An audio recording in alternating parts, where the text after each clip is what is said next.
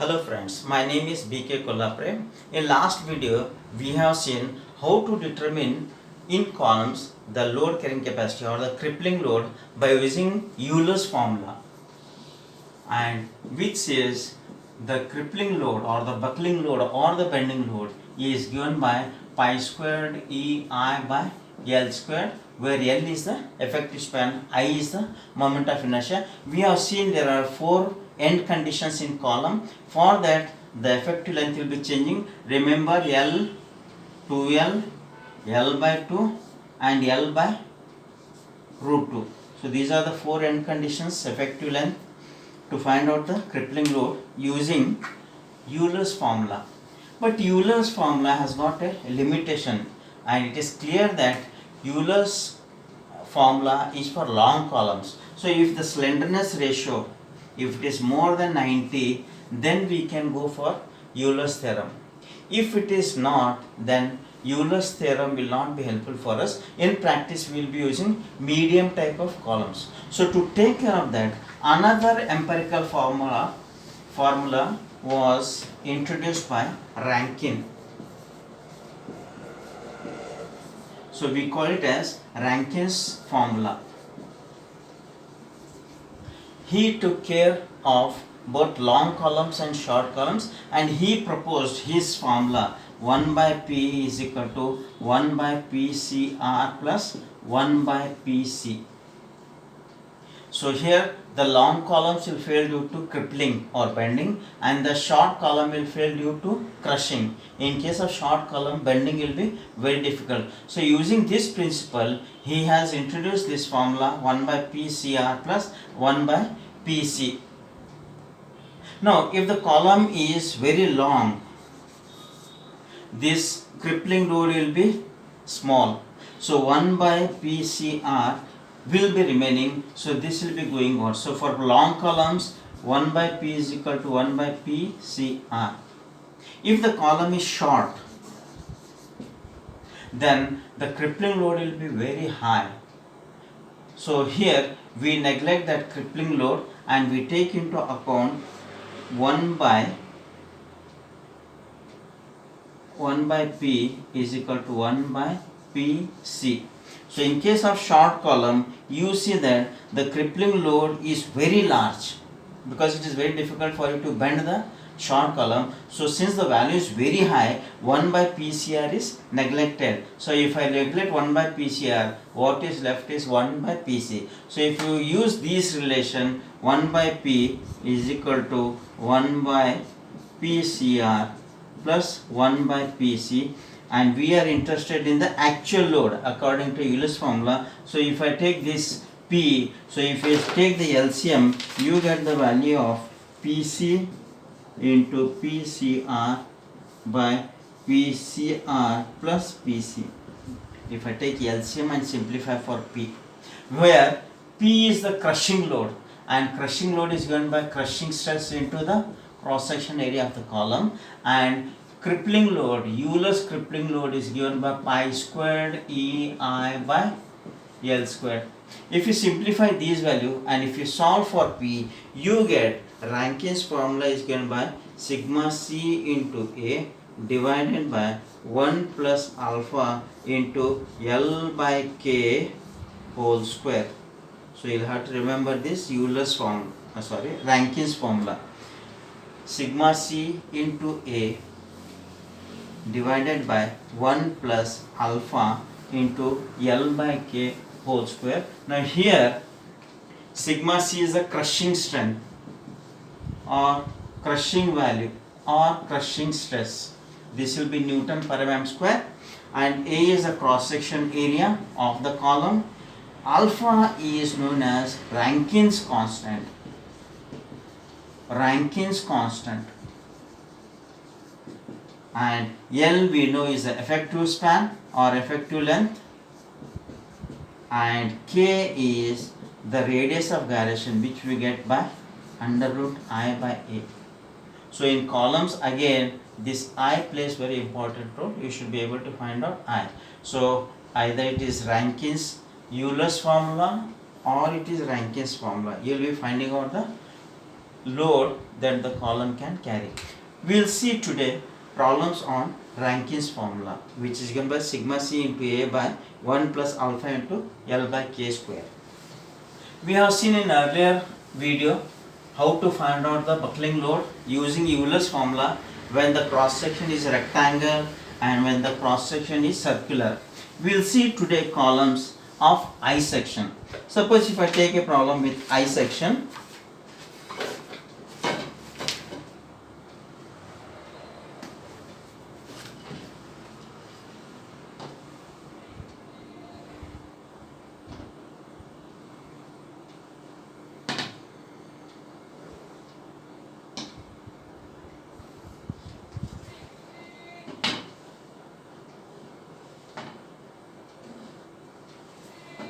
so here we are drawing the flanges. These two flanges are connected by the web. Web is a vertical member. Suppose this is I section that I am going to use. If the top width is 180 mm, 180 mm, this is also 180 mm, and if this thickness of the flange is 14 mm and if this thickness is also 14 mm, if the height of the web, if I take it as 252 mm and let this thickness be 14 mm. So this is I section. It is a column and let the height of the column be, if I take it as 6 meters, actual length is 6 meters, and the end condition is one end is fixed and the other end is hinged. So this falls in the last category or last end condition, so in which the effective length will be equal to L by root 2, L to L by 2, L by root 2. So here this is the length of the column, actual length. So here you will have to find out the crippling load using Euler's formula, where E is equal to, if I take E is equal to 200 GPa, and also find by Rankins formula. Rankins formula. In Rankins formula, you need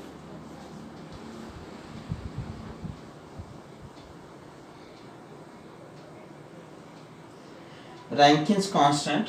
Suppose if I take Rankins constant as alpha is equal to 1 by 1600, and if I take sigma c, the crushing strength, as 320 Newton per mm square. So you will have to calculate the load using Euler's formula and Rankins formula.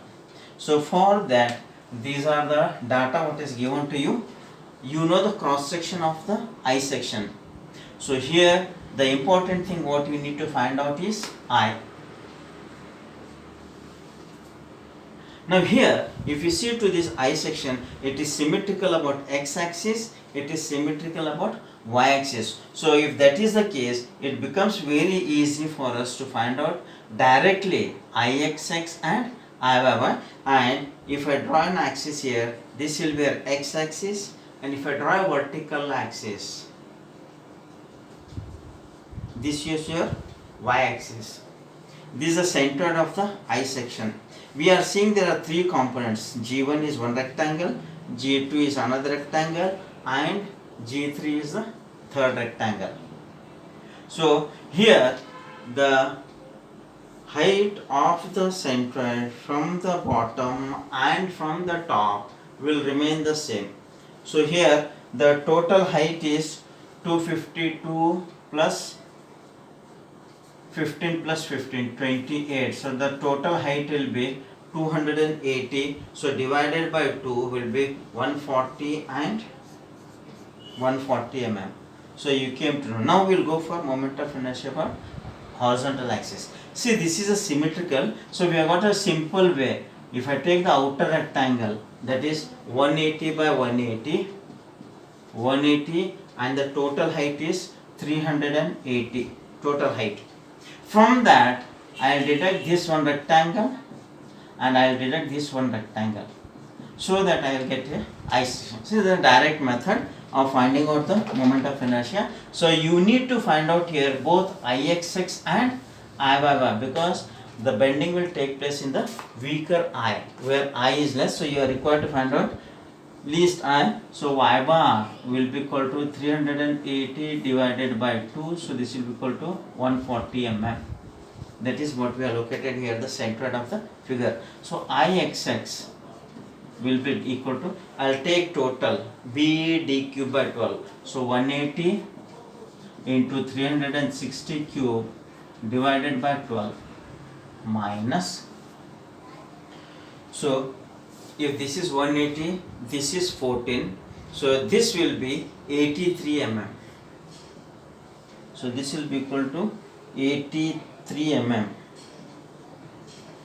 And this is also 83 mm.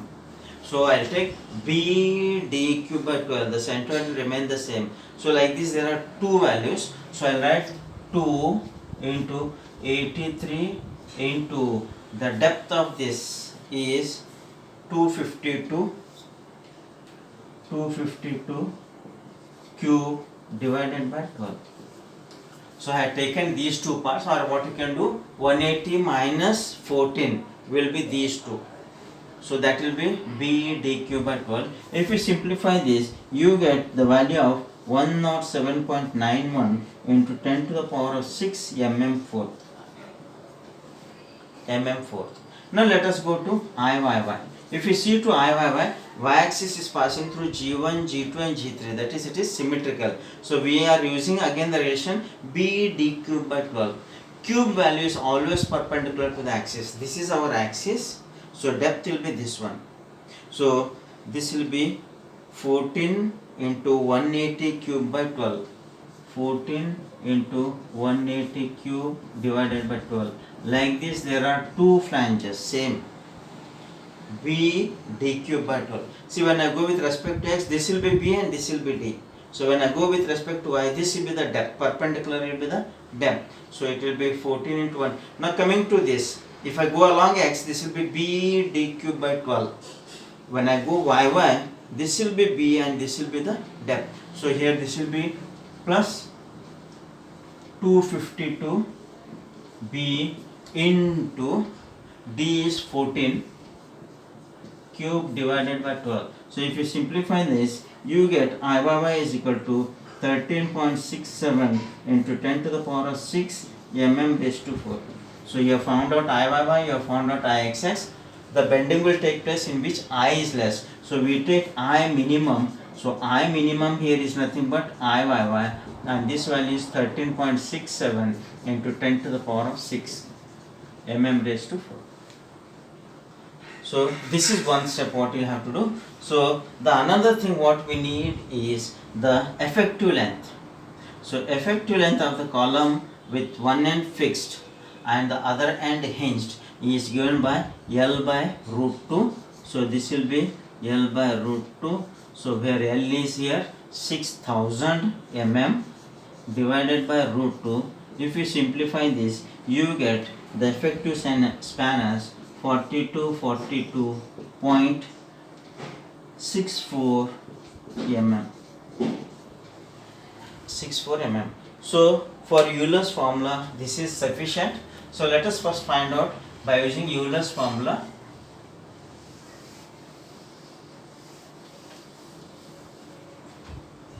So let us use Euler's law or Euler's formula, which says PCR is equal to pi squared EI by L squared. Remember this formula. So this will be equal to pi squared is a constant into E is given to us 200 GP. I told you just multiplied by 10 raised to 3 to convert it in Newton per mm square. I is the lesser of the two, 13.67 into 10 to the power of 6 divided by L square. L we have got it as 42.64. Don't forget to square this. So this load, when you calculate, you get 1499 into 10 to the power of 3 Newton. So this will be 1499 kilonewton. So this is the load given by Euler's formula. On the same lines, we will see by Rankine's formula.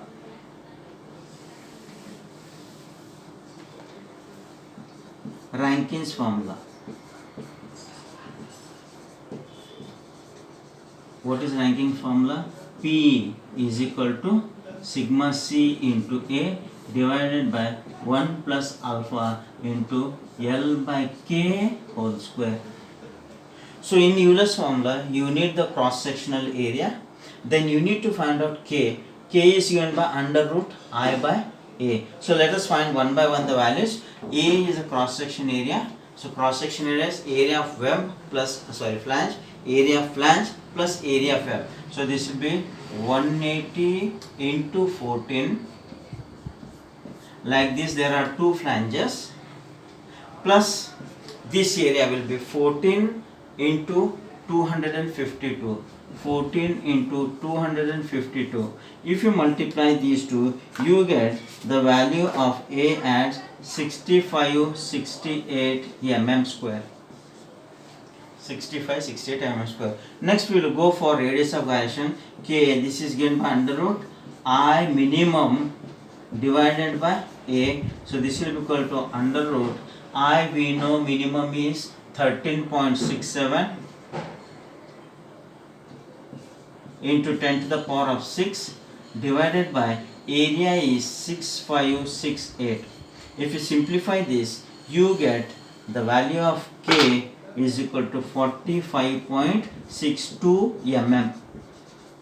45.62 mm. So knowing these values, let us substitute in this equation for Euler's formula. So in Rankine's formula.